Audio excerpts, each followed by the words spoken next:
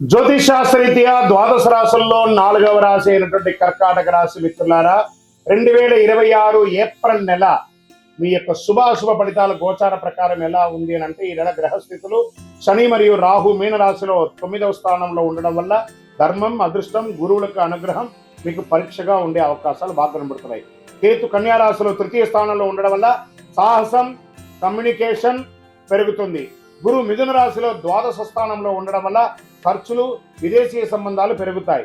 ఈ నెల అదృష్టం పరీక్ష కలిసిన సమయంగా కూడా చెప్పచ్చు. ఉద్యోగస్తులకి కొత్త అవకాశాలు వస్తాయి, కానీ ఒత్తిడి ఉంటుంది. మాకు ఉద్యోగమే లేదండి, గెట్ రెడీ, ఆఫర్ లెటర్స్ వస్తాయి, ప్రెషర్ కూడా ఉంటుంది.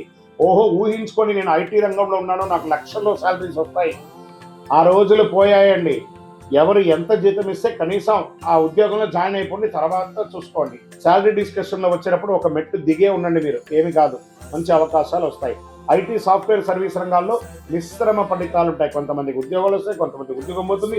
ఉద్యోగం పోయిన వాళ్ళకి కొత్త ఉద్యోగాల్లో ఉంటారు, వెతుకుతూ ఉన్న వాళ్ళకి ఉద్యోగ అవకాశాలు వస్తాయి. మిశ్రమంగా ఉంటుంది. అందుకే బ్యాంకింగ్ సెక్టర్ సేఫెస్ట్ జోన్గా ఉంది. ఇంకా వ్యాపారస్తులకి కొత్త అవకాశాలు వస్తున్నాయి, కానీ పెట్టుబడుల్లో జాగ్రత్త అవసరం. భాగస్వామి వ్యాపారంలో అపోహలు అక్కర్లేదు, నమ్మండి. మీ యొక్క పార్ట్నర్ని నమ్మండి, ఖచ్చితంగా మేలు జరుగుతుంది.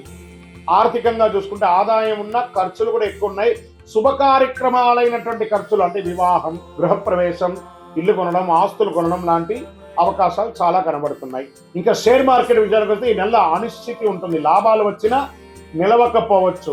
షార్ట్ టర్మ్ ట్రేడింగ్ లో చాలా జాగ్రత్తగా ఉండాలి. లాంగ్ టర్మ్ వెరీ బెస్ట్ అని కూడా చెప్తుంది. రియల్ ఎస్టేట్ విషయానికి వస్తే విదేశాలు లేదా దూర ప్రాంతాల్లో ప్రాపర్టీస్ అవకాశాలు ఉన్నాయి, ఇన్వెస్ట్ చేయండి. కొత్త పెట్టుబడులకి ఆలోచించి చేయండి. మళ్ళీ మీరు కొనేటప్పుడు డాక్యుమెంటేషన్ అంతా ఒకసారి లాయర్ దగ్గర, ఆడిటర్ దగ్గర చెక్ చేసుకోండి. ఇంకా కోర్టు విషయాల్లో కొంచెం మిశ్రమంగా ఉంది. నెమ్మదిగా రావచ్చు లేదా పోస్ట్పోన్ అయ్యే అవకాశాలు ఉన్నాయి. కుటుంబంలో ఎమోషనల్ పరిస్థితులు ఉంటాయి. చిన్న విషయాలు పెద్ద సమస్యలుగా మారే అవకాశం ఉంటుంది. కొంచెం నోరు అదుపులో పెట్టుకోవాలి. స్వతహాగానే నేను చెప్తుంటాను, కర్కాటక రాశి వారు వీటిని క్లిప్ వేసి పెట్టుకోండి. గం గణపతి నమః.